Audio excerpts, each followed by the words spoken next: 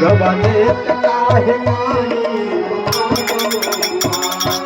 राम जी से पूछे जनकपुर के नारी बता राम जी से पूछे लोग बाते काहे गारी बता लोग बाते काहे गारी बाते काहे गारी लोग बाते काहे गारी राम जी से पूछे जनकपुर के नारी बता हे राम जी से पूछे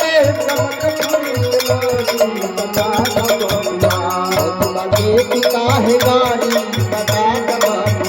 लोग बाते काहे गारी बता काहे गारी बता लोग बाते काहे गारी बता कहवा से अवतरे राम धनु धरिया कहाँ से अवतार राम धनु धरिया कहवा से अवतरे राम धनु धरिया कहाँ से अवतार राम धनु धरिया कहवा से अवतरे राम धनु धरिया कहाँ से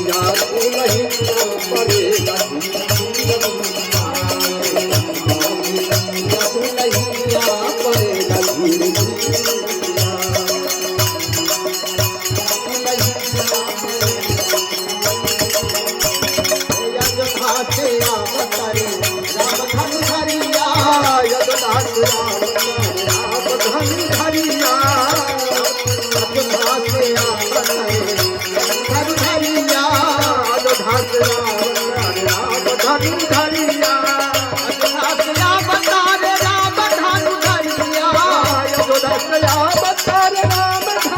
धनु धरिया कहवा से अवतरे राम धनु धरिया कहाँ से अवतार राम धनु धरिया